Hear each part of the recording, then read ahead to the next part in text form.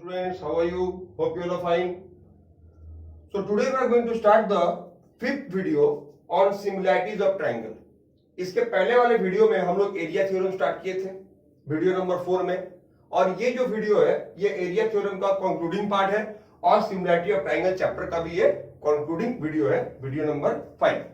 तो हम लोग उसमें क्वेश्चन नंबर 12 ए का किए थे। आज हम लोग क्वेश्चन नंबर 12 सी से शुरू करते हैं। तो पहले मैं फिगर ड्रॉ कर दे रहा हूं। एक पैराग्राम दिया हुआ है और इस पैराग्राम में ए बी सी डी एक पैराग्राम है, और इस पैराग्राम में क्या हो रहा है कि यहां पे हम लोग एक पैरेलल लाइन ले लिए। ओके, तो ABCD is a parallelogram and E F ये ओ, और ये क्या हो गया, E F is parallel to AD and BC. ये लाइन है, ये इन दोनों के भी क्या है, पैरेलल है। अच्छा, तो EF is parallel to AD and BC। Question में क्या दिया हुआ है, ABCD is a parallelogram, E is a point. अच्छा, AE is to EB 12C, तो AE is to EB is equal to कितना है, ये 2:3। AE is to EB is equal to क्या हो गया, 2:3। अच्छा, तो find EF is to AD। क्या फाइंड करना है हमको, EF इज टू AD। देखो AE इज टू EB दिया हुआ है 2:3, तो इसको हम लोग ऐसे लिख सकते हैं ना कि EB बाई AE कितना हो जाएगा, 3/2। तो EB बाई AE कितना हो जाएगा, EB बाई AE क्या होगा, इसका उल्टा हो जाएगा, EB by AE 3/2। Therefore EB by AB क्या हो जाएगा, 3/5। तो EB बाई AB कितना हो गया, EB बाई AB कितना हो गया, EB बाई AB हो गया 3/5। अब हमको निकालने क्या बोला है, क्वेश्चन में क्या पूछा है, find EF is to AD। EF by AD। तो पहले हम लोग क्या करेंगे, ये दो ट्राइंगल को सिमिलर प्रूफ कर लेते हैं। कौन सा दो ट्राइंगल को, ट्राइंगल EBF और ट्राइंगल ABD। तो लिखो, in triangle EBF and triangle ABD। कैसे सिमिलर प्रूफ करोगे, जैसे हम लोग पहले समय कर चुके हैं। ये दो लाइन पैरेलल है तो ये एंगल क्या होगा, इक्वल होगा, और ये एंगल इक्वल होगा। ठीक, कॉरस्पॉन्डिंग एंगल्स। तो लिखो, angle FEB equal to angle DAB और angle EFB equal to angle ADB। ठीक है, रीजन कॉरस्पॉन्डिंग एंगल्स। तो देयरफॉर क्या होगा, triangle EBF similar to triangle ABD हो गया।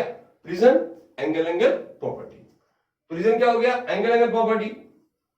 सो इसलिए हम लोग क्या बोल सकते हैं कि EF बाई AD, क्वेश्चन क्या पूछा था, find the ratio of EF by AD।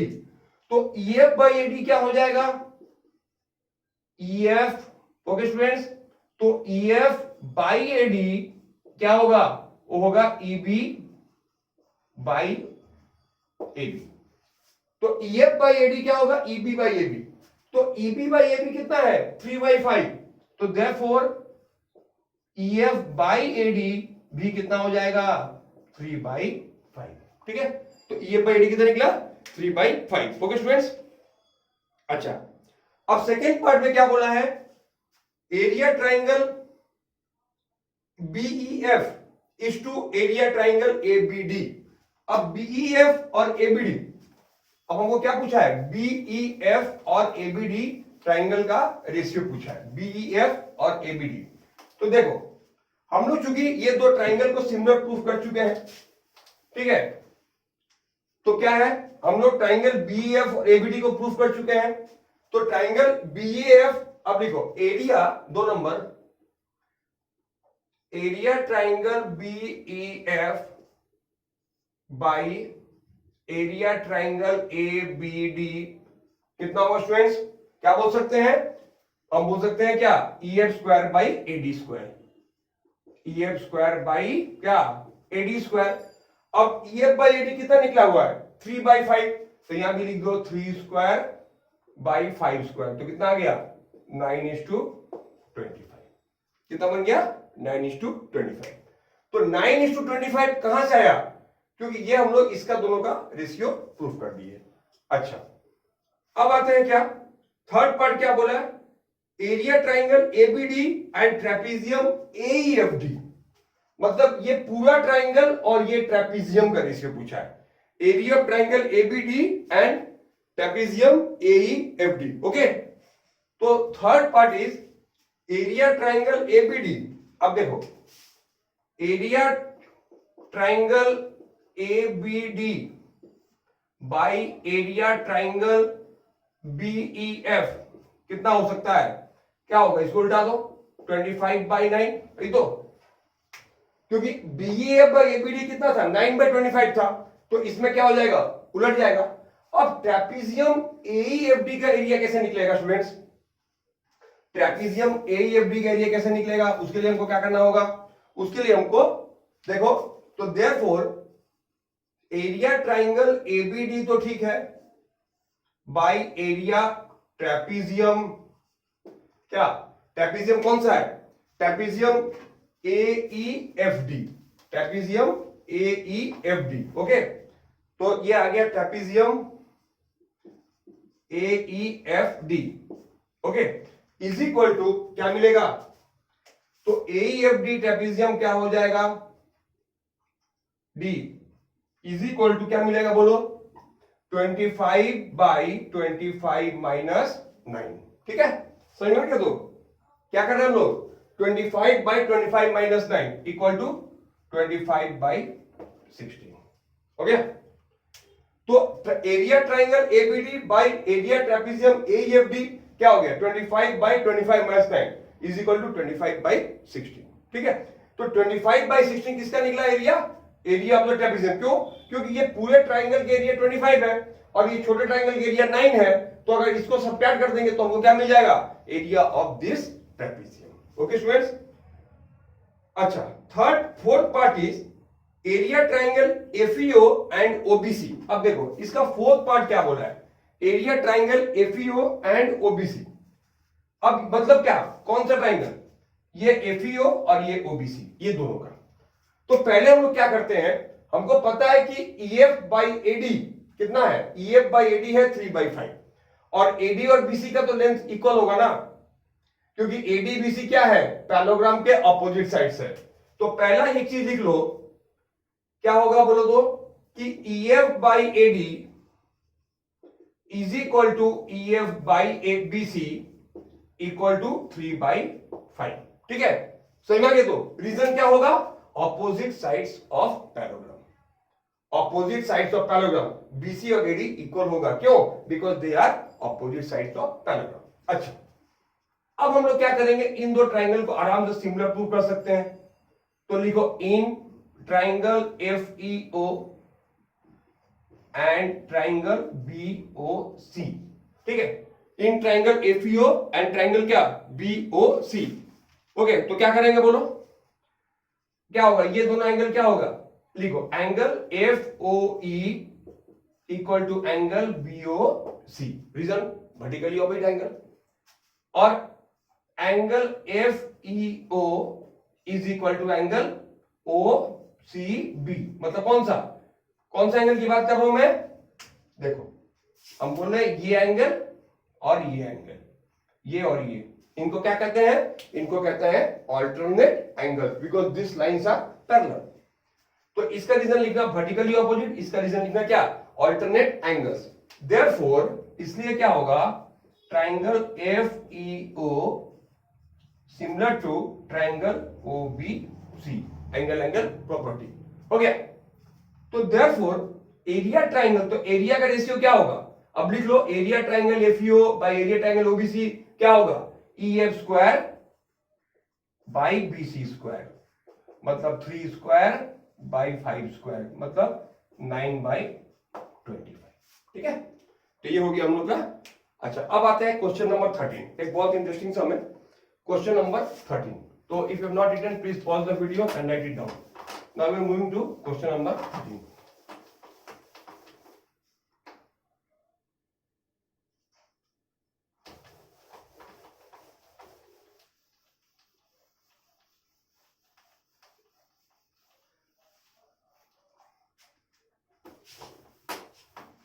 Okay, question number 13 देखो, यहां पे बोला एक फिगर दिया हुआ है, तो let me first draw the figure.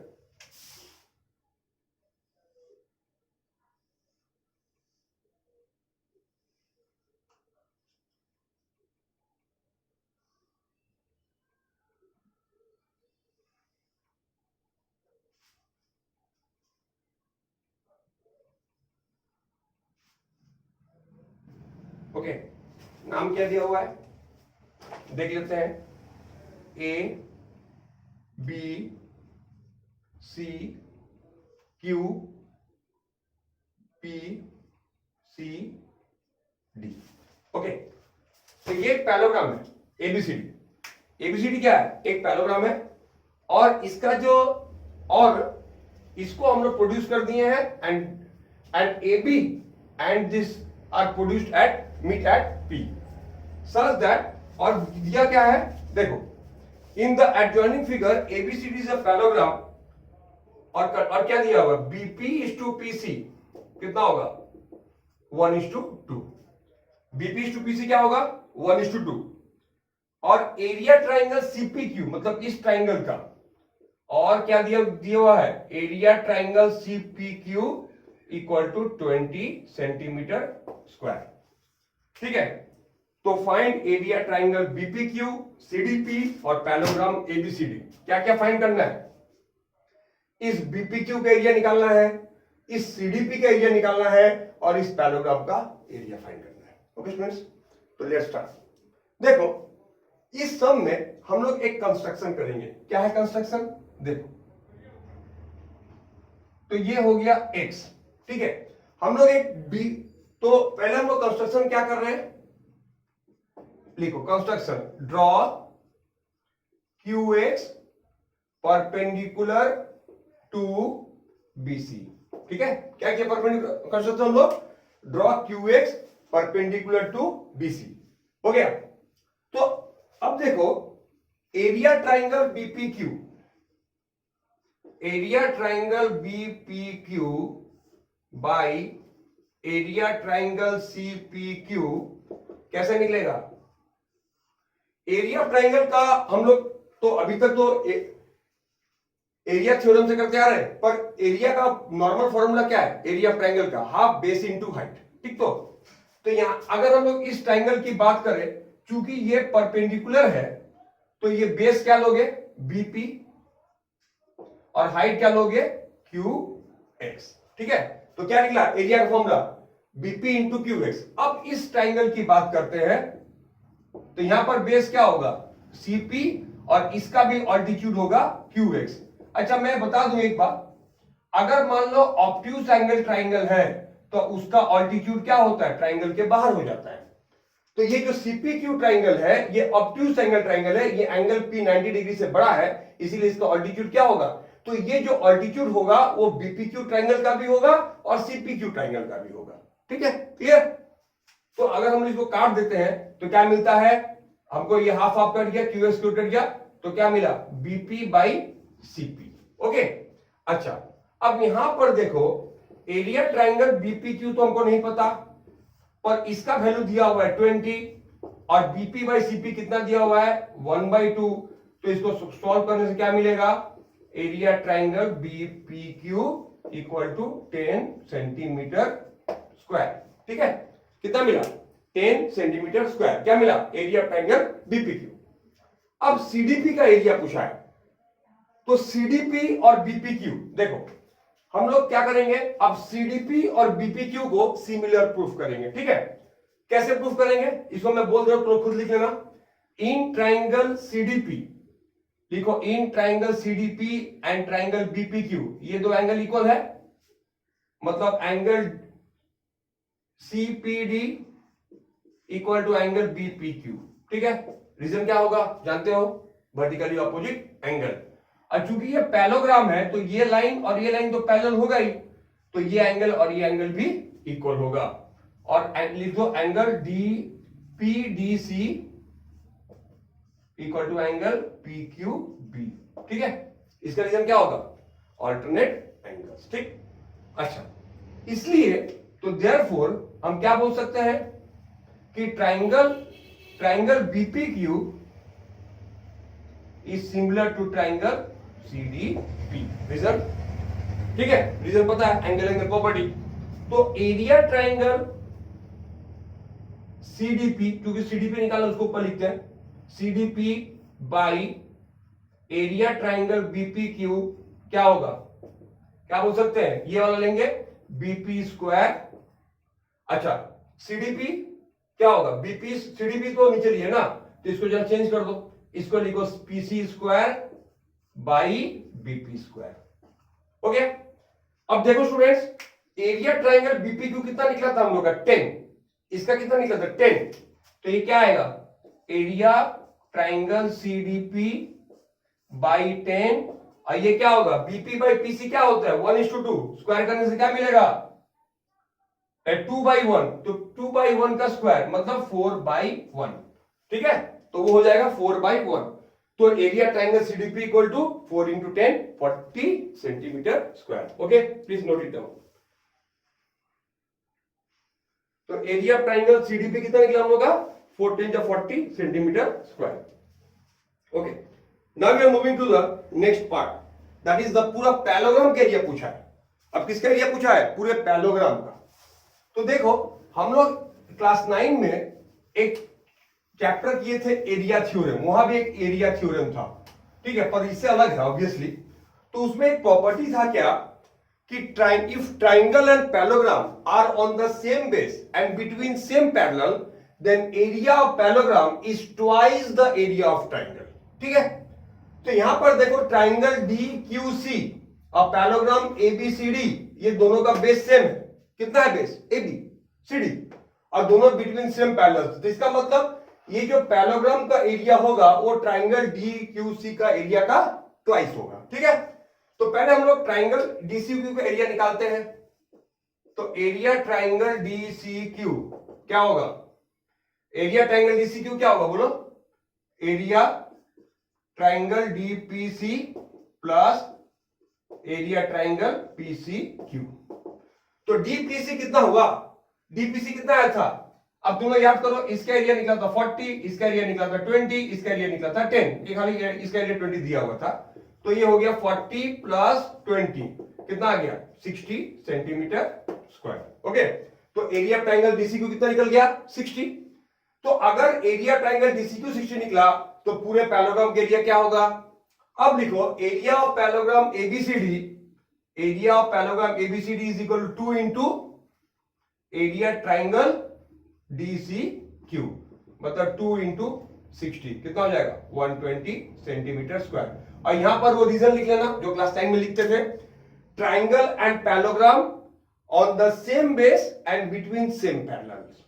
तो ट्राइंगल कौन सा डीसीक्यू और पैलोग्राम कौन सा ABCD are on the same base कौन सा CD and between the same parallel, इसलिए एरिया ऑफ पैलोग्राम क्या होगा ट्राइंगल डीसीक्यू का डबल होगा, ट्वाइस होगा। ओके स्टूडेंट्स, अच्छा now we are moving on to the next question, that is question number 14A।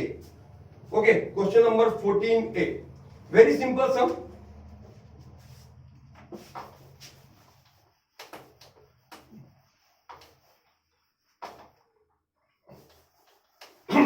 Question number 14 है, very simple sum we are going to do now.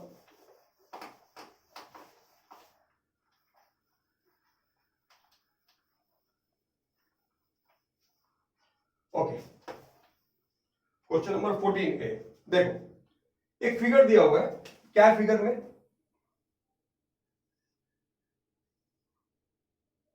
और यहां पर इन the figure A B C D E, these two are parallel.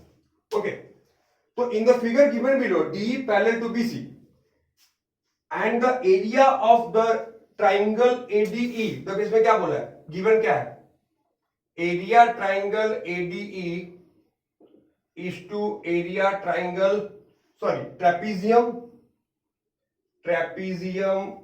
ये DBCE is equal to 4:5। ठीक है, is equal to क्या होगा 4:5। तो area triangle AD by area triangle trapezium DBC क्या हो गया 4:5। तो क्या करना है, फाइंड डी बाई बीसी। तो डी बाई बीसी का रेशियो निकालना है, ठीक है। अब देखो इस सम को हम लोग कैसे करते हैं। तो जैसे मान लो ये ट्राइंगल एडीई और नीचे का ट्रेपेजियम डीबीसी का रेशियो दिया हुआ है। तो चलो मान लेते हैं थोड़ी देर के लिए कि इसका एरिया 4 है, इस ट्राइंगल का एरिया 4 यूनिट से। तो इसका एरिया कितना हो जाएगा 5। तो पूरे ट्राइंगल का एरिया 4 + 5 दैट इज 9। तो लिखो therefore area triangle ADE by area triangle ABC equal to क्या हो जाएगा 4/4 + 5 दैट इज 4/9। ठीक है। अब हमको करना क्या है, अब हम लोगों को डी बाई बीसी का रेशियो पूछा है, ठीक है। We have to find the ratio of D by BC. उसके लिए हम लोगों को क्या करना है, इन दो ट्राइंगल को सिमिलर प्रूफ करना होगा। कौन सा दो ट्राइंगल को, ट्राइंगल एडीई और ट्राइंगल एबीसी। ओके, तो लेट्स डू इट। तो लिखो in triangle ADE, in triangle ADE and triangle ABC similar proof कर सकते हैं। तो कैसे करेंगे, angle D equal to angle B, angle E equal to angle C. ठीक है, आराम से। कैसे, angle D equal to angle B मतलब क्या कि ये दो angle, this angle is equal to this angle और ये एंगल इज इक्वल टू ये एंगल। ये दो क्या हो गए, ये दो क्या हो गए, दिस आर सिमिलर। ओके, तो ट्राइंगल ये सिमिलर टू ये। जब therefore area triangle ADE by area triangle ABC क्या हो जाएगा, अब तुम देख सकते हो क्या, D square by BC square. Reason क्या लिखोगे, रीजन क्या होगा, रीजन होगा एरिया थ्योरम। ठीक है, तो यहां पर हम लोग का क्या निकला, अब इसका वैल्यू तो हम लोग क्या निकले हैं 4/9। तो 4/9 क्या होता है, 2/3 का स्क्वायर होता है। इसको भी डी बाई बीसी का स्क्वायर बना दो, तो क्या निकला, DE is to BC equal to 2:3। ठीक है, तो डी इज टू बीसी कितना निकला, 2:3। Okay students, now we are going to the next sum, question number 15a. Please copy it down if you have not copied, and we'll move to the next sum.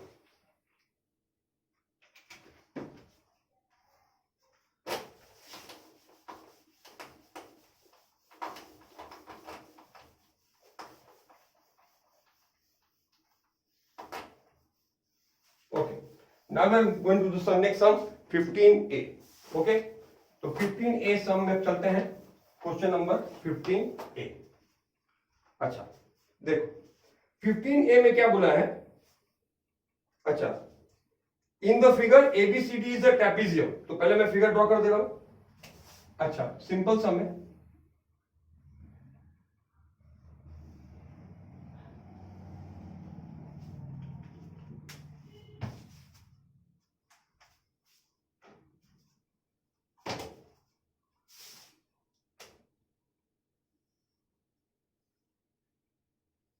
तो this is a trapezium.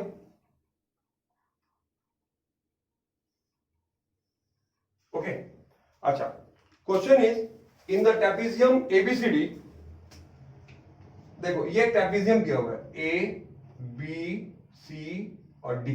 ठीक है, in the trapezium ABCD DC parallel to AB. ठीक है, ये इसके parallel है, no problem. If AB equal to 9, अगर ये 9 है ये 6 है, ओके, डीसी 6, बीडी 12, बीडी मतलब ये डायगोनल को बना देते हैं। तो बीडी इक्वल टू कितना है, BD equal to 12 centimetre. Okay, तो find the length of BP. तो बीपी का लेंथ है, अब बीपी है क्या, एसी डायगोनल को ज्वाइन कर दो, तो ये दो डायगोनल जहां मीट कर रहा है वो पी पॉइंट है। अगर पूरा बीडी का लेंथ 12 है तो बीपी का लेंथ पूछा है। ठीक है, अच्छा उसके बाद ratio of area. Now please we have to do this sum. अच्छा तो देखो हम लोग यहां पे बीडी का लेंथ दे दिया हुआ है, तो हम लोग अगर बीपी को x पकड़ते हैं तो let BP equal to x। तो डीपी क्या हो जाएगा स्टूडेंट्स? 12 minus x. तो डीपी क्या होगा बोलो? 12 माइनस एक्स। ठीक, तो अगर पीबी को एक्स पकड़ते हैं तो डीपी कितना निकल गया? 12 माइनस एक्स। Okay fine. अब हम इन दो ट्राइंगल को तो आराम से सिमिलर प्रूव कर सकते हैं, तुम लोग खुद ही कर लो। In triangle DPC and triangle APB क्या होगा? कैसे सिमिलर प्रूव करोगे? ये एंगल इज इक्वल टू ये एंगल, मतलब angle DCP equal to angle A P A B, और angle DPC is equal to angle A P B. ठीक है, मतलब बाद में कौन सा बोले हम? ये दो एंगल। तो इसका रीजन क्या होगा? ऑल्टरनेट। इसका रीजन क्या होगा? Vertically opposite. ठीक है, तो इस तरीके से हम लोग ये दो ट्राइंगल को सिमिलर प्रूफ कर लिए। तो जब सिमिलर प्रूफ कर लिए तो क्या बोल सकते हैं? Therefore AB by DC equal to PB by DP। ठीक है, क्या बोल सकते हैं कि AB by DC, first property ratio of similar triangles. ठीक है, पहला एकदम प्रॉपर्टी कि रेशियो ऑफ सिमिलर ट्राइंगल्स क्या होता है?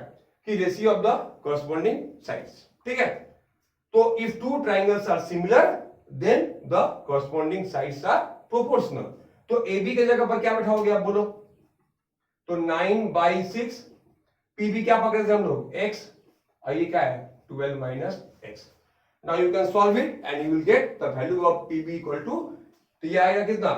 3, ये 2, और ये आ जाएगा तुम्हारा x का वैल्यू सॉल्व करने से 7.2 सेंटीमीटर। ठीक है, you can solve it on your own. अच्छा, तो x जो निकला वही PB निकल जाएगा 7.2 सेंटीमीटर। अच्छा, नाउ इसके बाद बोला है क्या कि area triangle APB is to DPC, बहुत आराम से निकल जाएगा। अच्छा, area triangle APB is to area triangle DPC, क्या होगा बोलो? हम लोग तो इन दो ट्राइंगल को पहले ही सिमिलर प्रूफ कर चुके हैं, तो हम आराम से एरिया थ्योरम अप्लाई कर सकते हैं। तो क्या करेंगे बोलो? इज इक्वल टू एपीबी, तो एबी का साइड ले लो, AB square is to DC square, 6 square is sorry 9 square is to 6 square, मतलब क्या 3। अब इसको अगर 3 से काटते हैं तो 9 इज टू 4।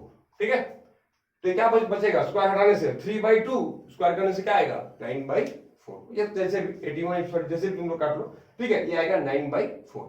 तो ये आ गया एरिया का, इसका सम पूरा हो गया। अच्छा, नेक्स्ट अब चलते हैं, तो ये हम लोग का हो गया question number 15 complete. Now we are moving to question number 17।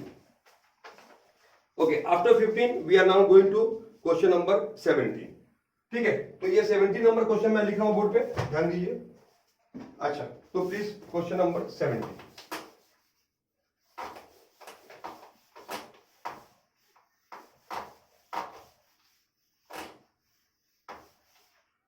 Okay, अच्छा, नाउ क्वेश्चन नंबर 17 में एक फिगर दिया हुआ है, देखो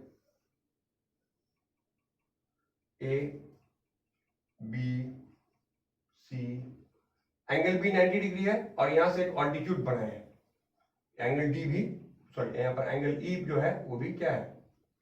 वो भी 90 डिग्री है। अच्छा,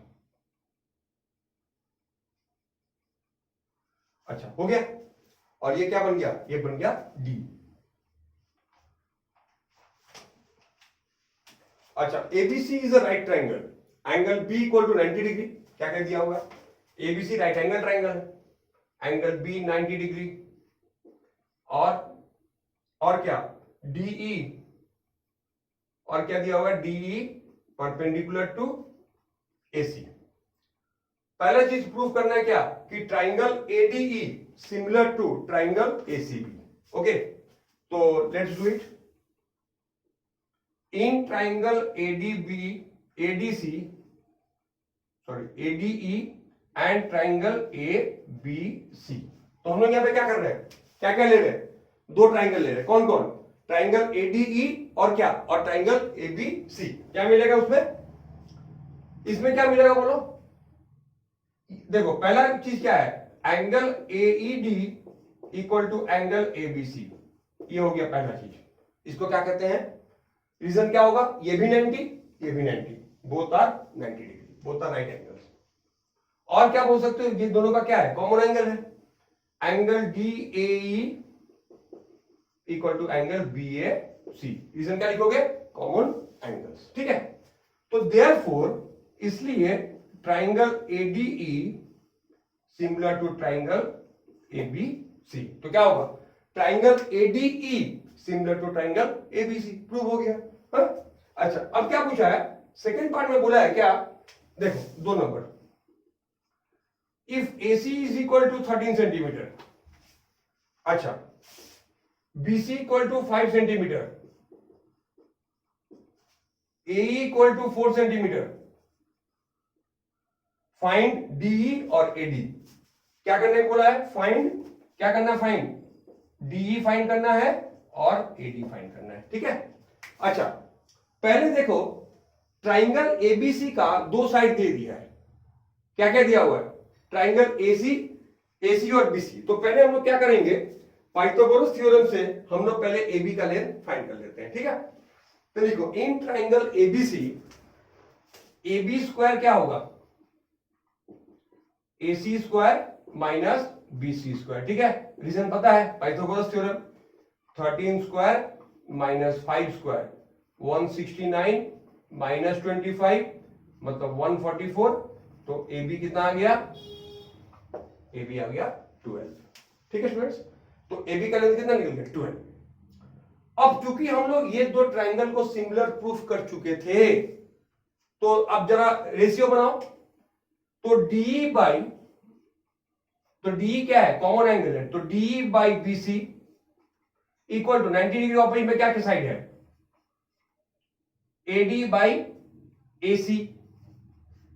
और क्या बच गया, यहां पे क्या बचा, EAE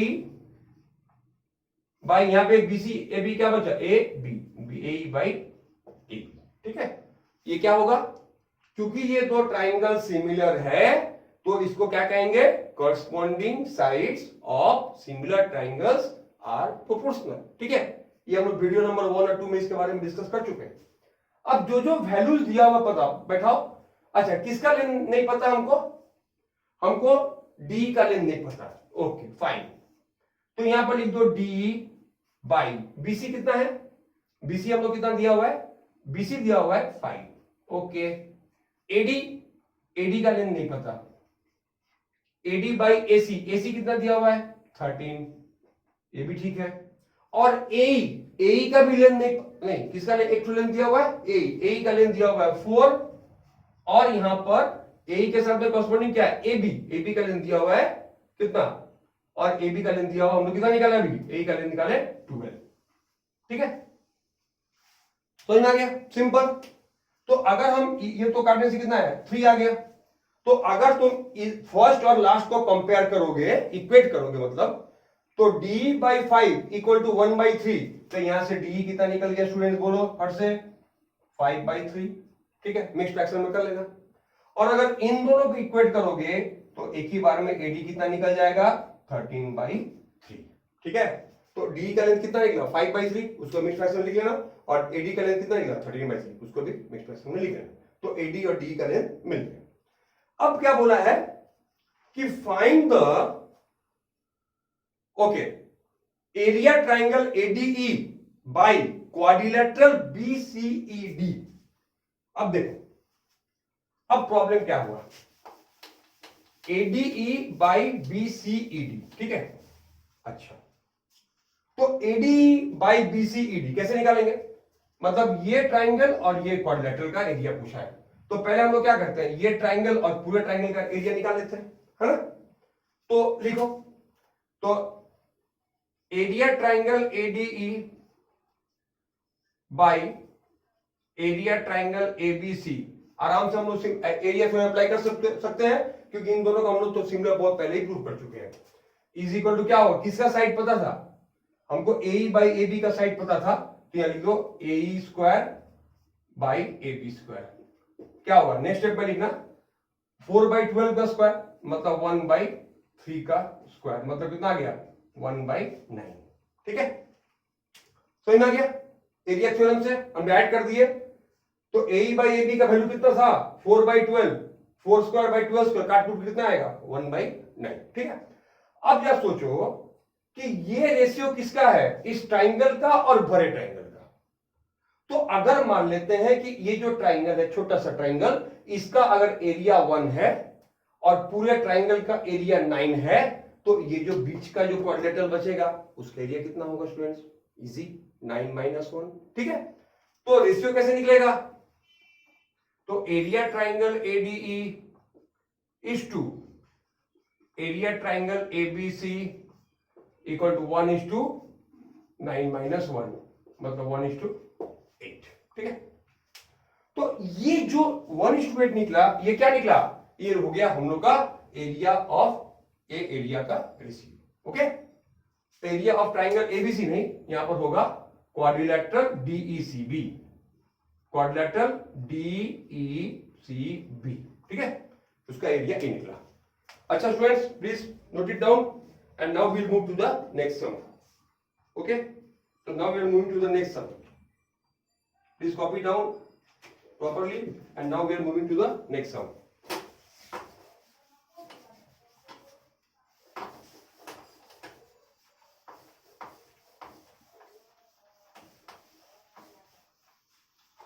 Okay, तो जो नेक्स्ट सम हम लोग करने जा रहे हैं वो क्या है, ये तो क्वेश्चन नंबर 17 था।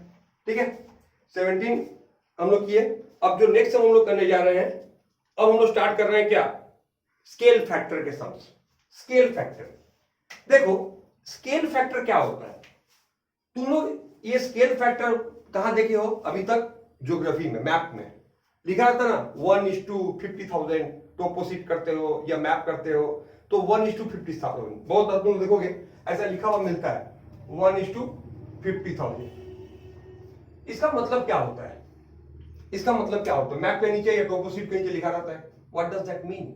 इसका मतलब होता है कि अगर हम 2 पॉइंट लेते हैं, अगर हम मान लो 2 पॉइंट ले लिए A और B, जिनका डिस्टेंस मैप पर 1 सेंटीमीटर है, अगर हम 2 पॉइंट लेते हैं मैप जिनका डिस्टेंस मैप पर क्या है 1 सेंटीमीटर है, तो एक्चुअली में ग्राउंड में उन दोनों पॉइंट्स के बीच का डिस्टेंस कितना होगा 50,000 centimetre, that is 1/2 kilometre. Okay, तो अगर 2 पॉइंट के बीच का डिस्टेंस 1 सेंटीमीटर मैप पर है, तो इसका मतलब वो एक्चुअली में कितना होगा, ½ किलोमीटर होगा।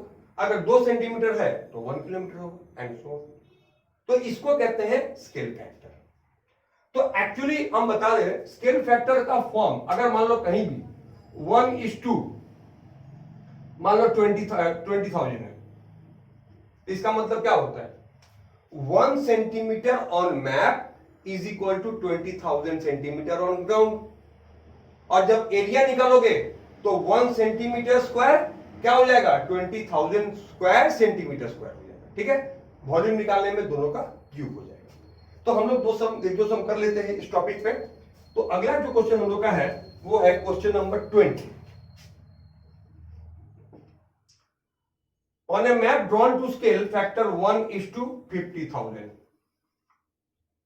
a rectangular plot of land has AB equal to कितना, AB is equal to, तो यहां पर एक रेक्टेंगुलर प्लॉट ऑफ लैंड है।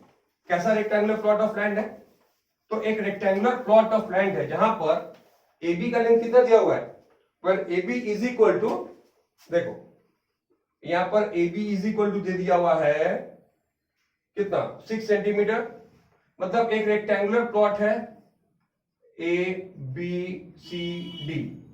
ठीक है, यह है 6, यह है 8। ठीक है, और BC का लेंथ दिया हुआ है BC इज इक्वल टू कितना 8 सेंटीमीटर। ठीक है, समझ में आ गया। अच्छा, find the actual length of diagonal AC,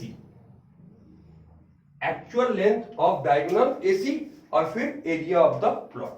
ठीक, अब देखो तो ये सम हम लोग का हुआ मोटे तौर पे। तो हम लोग क्या करेंगे, ये स्केल फैक्टर कितना दिया हुआ स्टूडेंट्स, स्केल फैक्टर दिया हुआ है 1:50,000। तो इसका मतलब क्या होता है कि 1 centimetre on map equal to 50,000 centimetre on ground. ठीक है, हो गया। अब 50,000 का मतलब क्या होगा, याद रखना 1 किलोमीटर मतलब 1 लाख सेंटीमीटर। तो इसको अगर हम 50,000 को 1 लाख से डिवाइड करें तो ये किलोमीटर आ जाएगा, यानी कि हाफ, मतलब हाफ किलोमीटर। ठीक है, मतलब मैप के ऊपर जो 1 सेंटीमीटर है वो एक्चुअली ग्राउंड डिस्टेंस में हाफ किलोमीटर है। अब AB का एक्चुअल लेंथ कितना है, मतलब AB का मैप पे लेंथ कितना है, 6 सेंटीमीटर। तो लिखो therefore actual length of AB on ground is equal to 6 into half. कितना हो जाएगा स्टूडेंट्स, 3 किलोमीटर। ओके, तो ये कितना हो गया, दिस इज व्हाट, तो 3 किलोमीटर। तो this is what actual length of AB on ground. अच्छा, इसके बाद क्या आता है, अब अगला क्वेश्चन क्या है, एरिया ऑफ द प्लॉट। अब देखो ये जो हम लोग का एरिया ऑफ द मैप कितना है, अब देखो एरिया ऑफ, क्या इसको एक और तरीका है करने का, शॉर्टकट तरीका। हम लोग चूंकि एक्चुअल लेंथ ऑफ AB तो निकाल चुके हैं, तो अब लिखो एक्चुअल लेंथ ऑफ BC। अब लिखो एक्चुअल लेंथ ऑफ BC कितना होगा स्टूडेंट्स, बोलो 8 इंटू हाफ, कितना हो जाएगा 4 किलोमीटर। ठीक है, एक्चुअल लेंथ ऑफ BC कितना निकल गया, 4 किलोमीटर। अब क्या करना है हमको, बोलो। तो अगर हमको एरिया ऑफ रेक्टेंगल पूछा है तो हम लोग क्या किए, AB का लेंथ निकाल लिए, BC का लेंथ निकाल लिए। तो area of actual area of plot क्या होगा, एक्चुअल एरिया ऑफ प्लॉट क्या होगा, बोलो 3 इंटू 4 कितना होता है, 12 किलोमीटर स्क्वायर। ठीक है, तो एक्चुअल लेंथ ऑफ प्लॉट कितना निकल गया, 12 किलोमीटर स्क्वायर। ठीक है, ये हो गया हम लोग का क्वेश्चन, समझ में आ गया होगा आई होप। अच्छा, अब हम लोग चलते हैं last sum for this video, और वो है क्वेश्चन नंबर, बुक का जो लास्ट सम है हम लोग का, ठीक है, वही है। तो क्वेश्चन नंबर 21, ठीक है, क्वेश्चन नंबर बुक का 22। अच्छा, this is the question number 22।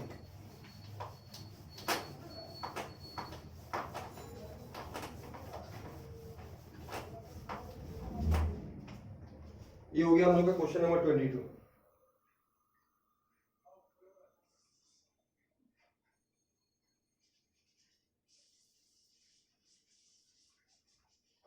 अच्छा, क्वेश्चन नंबर 22। अब देखो, the model of a building is to be constructed with a scale factor of 1:30।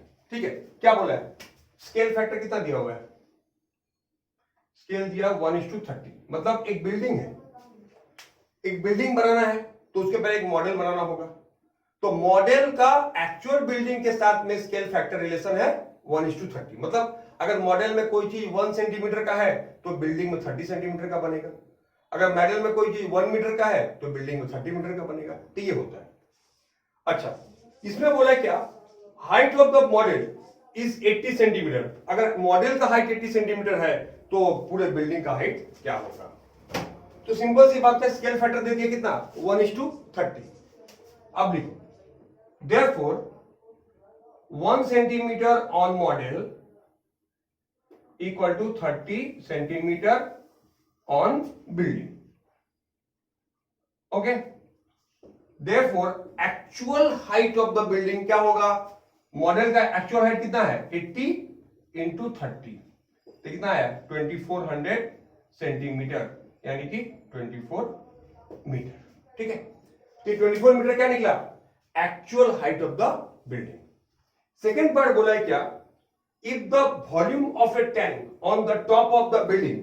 अब एक्चुअल में जो बिल्डिंग बनेगा उसके ऊपर में एक टैंक बना हुआ है, उसका actual volume of tank, actual volume of tank. Okay, तो एक्चुअल वॉल्यूम ऑफ टैंक कितना हो रहा है, एक्चुअल वॉल्यूम ऑफ टैंक दिया हुआ है 27 मीटर क्यूब।